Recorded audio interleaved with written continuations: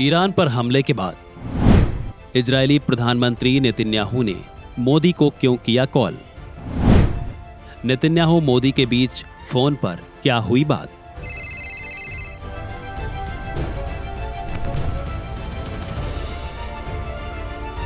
Israel और Iran के बीच बेहद तनाव वाली स्थिति है। इजराइल ने ईरान पर अपने 200 सैन्य विमानों से हमला कर उसके 6 न्यूक्लियर ठिकानों को ध्वस्त कर दिया। इस हमले में 75 से ज्यादा लोगों की जानें चली गई हैं, तो वहीं 300 से ज्यादा लोग घायल भी बताए जा रहे हैं। ईरान पर हमले के बाद इजराइल के प्रधानमंत्री बेंजामिन नेतन्याहू ने भारत को याद किया है। नेतन्याहू ने प्रधानमंत्री मोदी को कॉल किया है। इस बात की जानकारी खुद प्रधानमंत्री मोदी ने ट्वीट कर साझा की है। तो क्या नेतन्याहू को भारत से मदद की दरकार है? क्या प्रधानमंत्री मोदी से नेतन्याहू कोई मदद मांग रहे हैं? चलिए जानते हैं पीएम मोदी और प्रधानमंत्री नेतन्याहू के बीच कॉल पर क्या कुछ बात हुई है।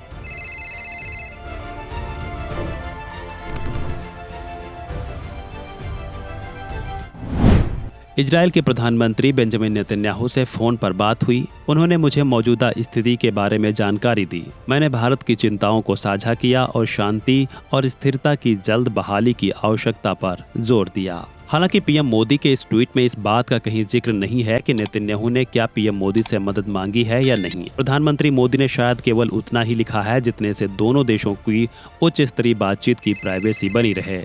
लेकिन जहां तक ईरान और इजराइल दोनों देशों की बात है, भारत के संबंध दोनों से अच्छे हैं, जिसकी झलक प्रधानमंत्री मोदी के इस ट्वीट में भी नजर आ रही है, जिसमें उन्होंने शांति और स्थिरता बहाली की जरूरत पर जोर दिया है। ऐसे में फिलहाल इस सवाल का भी जवाब सामने आया है कि भारत का दोनों देशों के खिलाफ जाना या फिर किसी एक का साथ देना कूटनीतिक स्तर पर अच्छा नहीं माना जाएगा।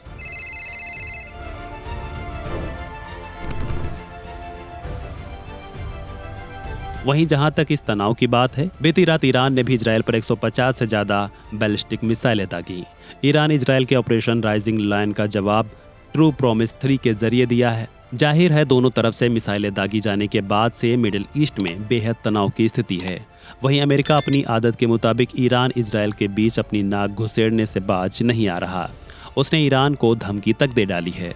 ट्रंप ने ईरान को धमकी दी है कि ईरान समझौता कर ले, नहीं तो वो और भी बुरे रिजल्ट से गुजरेगा। बहरहाल इस वैश्विक समस्या का निदान कब तक होगा? कहीं रूस यूक्रेन वाला ही हाल ईरान और इजराइल का ना हो जाए। इस बारे में आपका क्या कहना है? कमेंट बॉक्स में जरूर लिखें।